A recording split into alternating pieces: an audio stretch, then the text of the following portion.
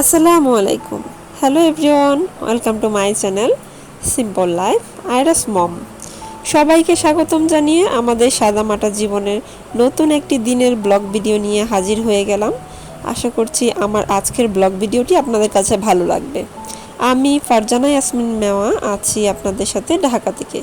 আর এই মুহূর্তে যে যেখান থেকে আমার সাথে আছেন, আমার কথাগুলো শুনছেন, আমার ব্লগ ভিডিওটি দেখছেন, আশা করছি আল্লাহর রহমতে আপনারা সবাই ভালো আছেন।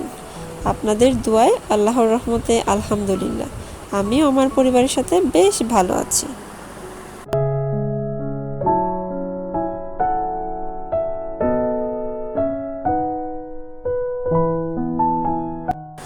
আমার চ্যানেলটা যেহেতু লাইফস্টাইল ব্লগ চ্যানেল, তো এখানে আমি কি করি, কি খাই, কি রাঁধি, কিভাবে চলাফেরা করি সেইগুলোর এই ছোট ছোট অংশ আপনাদেরকে দেখাই। আর এইটাই হচ্ছে লাইফস্টাইল ব্লগ।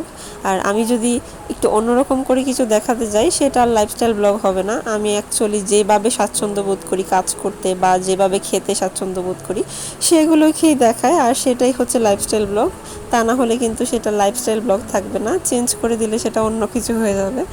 যাই হোক, আজকের দিনটাও খুব সাদামাটাভাবেই শুরু হয়েছে। আর এই তো রুটি ফ্রোজেন করাই ছিল ফ্রিজে। ফ্রোজেন করা ছিল বলতে কি, গত রাতে ওরা রুটি খেয়েছিল বাসা সবাই, তো আমি একটু বেশি করে রুটি বানিয়ে রেখেছিলাম যাতে সকালে রুটি বানাতে না হয়। আর সেজন্য ফ্রোজেন রুটিটা বেজে নিয়েছি চটজলদি। আর ঘরে সাবুদানা ছিল, তা দিয়ে একটু ফিরনি রান্না করে নিয়েছি।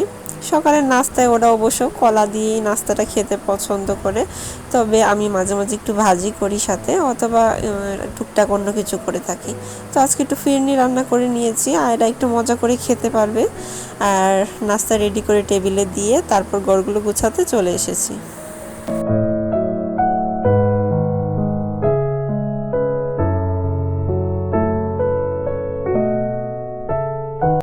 আমার মেয়ে ঈদের ছুটি প্লাস গ্রীষ্মকালীন ছুটি মিলিয়ে স্কুলের অনেক দিন বন্ধ পেয়েছে, তার জন্য কিছুদিন যাবৎ ও বেশ ভালোই ঘুমাচ্ছে, অনেক বেলা করে ঘুমায়, যার ফলে রুমটা খুব ভালো করে গুছাতে পারি না।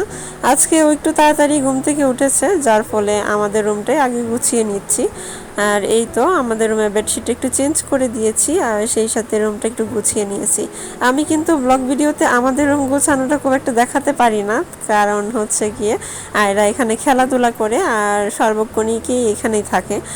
তো ও গুছালেও গুছানোর সাথে সাথে এলোমেলো করে দেয়। এই যে কার্ডগুলো খুব সুন্দর করে কিন্তু আমি গুছিয়ে রাখি কিছুদিন পর পর, কিন্তু ও দেখা যায় কি, যেহেতু এটাতে কোনো তালা তালা সিস্টেম নেই, ও কিছুক্ষণ পর পরে এইটা খুলে ওইটা খুলে, যেগুলো তালা দেওয়া নেই আর কি, সেগুলো একদম নাজেহাল অবস্থা করে ছেড়ে দেয়। যাই হোক, আমার শখের কার্ডগুলো যেগুলো আমি খুব কষ্ট করে বানাই এক একটা অকেশনে, তো সেগুলোই হচ্ছে গিয়ে এখন একটু গুছিয়ে নিচ্ছি। আর এই যে হলুদ রঙের কার্ডটা দেখছেন, এটা কিন্তু স্কুল থেকে পেয়েছে। তো ওদের স্কুলে এবার কার্ড চেঞ্জ করানো হয়েছে, তো ওর কার্ডটা ওর ফ্রেন্ডকে দেওয়া হয়েছে আর ওর ফ্রেন্ডের কার্ডটা ওকে দেওয়া হয়েছে।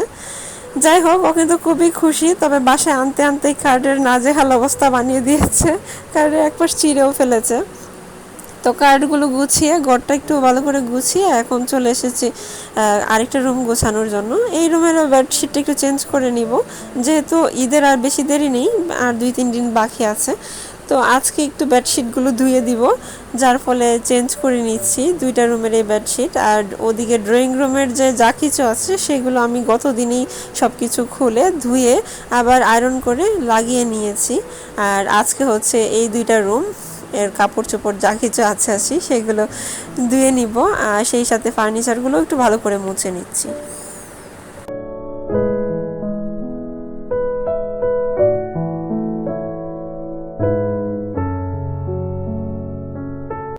রুমগুলো গুছিয়ে নিচ্ছিলাম, আর তখনই আর আব্বু ফোন দিয়েছে যে গরু কিনে নিয়ে চলে এসেছি, তোমরা আসো গরু দেখে যাও। তো আমরা নিচে নামলাম, আর এই তো আমাদের পছন্দের লাল গরু। এ বাসার সবাই লাল গরু খুব পছন্দ করে, আর আব্বু একাই গিয়েছিল। গতদিন অনেক হাঁটাহাঁটি করেও গরু কিনতে পারেনি, আজকে সকাল সকালেই গরু কিনে নিয়ে চলে এসেছে। মাশাআল্লাহ, গরু আমাদের সবার খুব পছন্দ হয়েছে। গরু দেখে উপরে চলে এসেছি, আর এখন ড্রয়িং রুমটা একটু পরিষ্কার করে নিব। ড্রয়িং রুমটা গত দিনেই খুব ভালো করে পরিষ্কার করে নিয়েছিলাম, যার ফলে আজকে আর খুব বেশি কিছু করব না, শুধু একটু গুছিয়ে নিয়েছি আর টেবিলটা একটু মুছে নিয়েছি। আর এখন ঘরগুলো ঝাড়ু দিয়ে রান্না করে চলে আসলাম।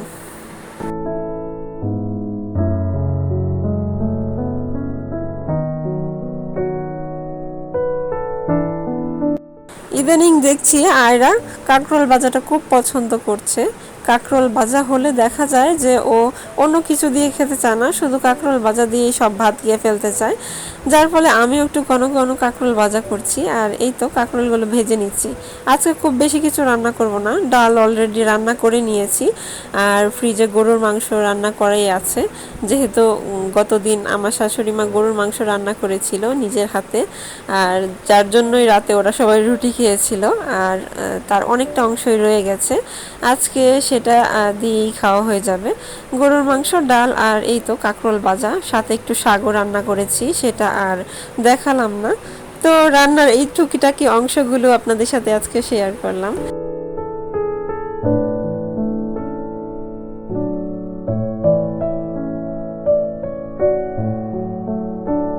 বিকেলবেলা বেশ জোরে সোরেই বৃষ্টি এসেছে।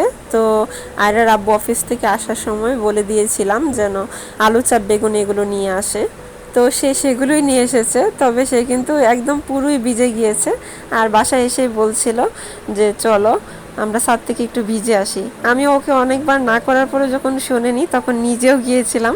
তো 5 মিনিটে বেশ ঠান্ডা লাগছিল, বেশিক্ষণ ভিজিনি, চলে এসেছি বাসায়। আর আলু চাপ বেগুনি এগুলো দিয়ে মুড়ি মাখা কিন্তু খেয়েছি। আর তারপরেও আর আব্বু বলছিল যে পাউরুটি যখন এনেছি পাউরুটি দিয়ে কিছু একটা বানাও, আর তাই পাউরুটির টোস্ট বানিয়ে নিচ্ছি। আর যেহেতু মুড়ি মাখাটা খুব একটা পছন্দ করে না আর খায়ও নাই, অল্প একটু খেয়েছে, তো আমি ব্রেড টোস্টটা বানিয়ে নিয়েছি, যেহেতু ওর ব্রেড টোস্টও পছন্দ আর আব্বুরও ব্রেড টোস্ট পছন্দ। তো একটা ডিম ফেটে যতগুলোই হয় আর কি সেগুলো দিয়েই বানিয়ে নিয়েছি, আর এখন ওরা সবাই যেন খেতে পারে সেজন্যই টেবিলে দিয়ে দিচ্ছি।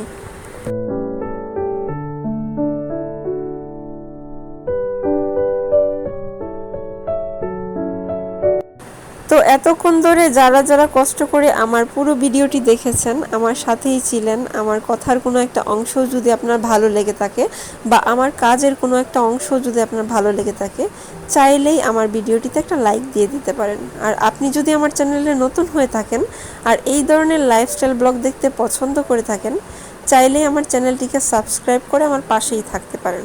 আর আপনি যদি ইতিমধ্যেই সেই কাজটি করে থেকে থাকেন, আপনাকে জানাচ্ছি অসংখ্য অসংখ্য ধন্যবাদ।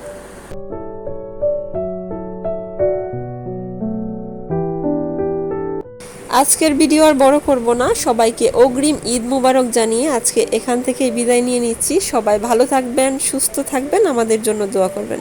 আল্লাহ হাফেজ, আসসালামু আলাইকুম।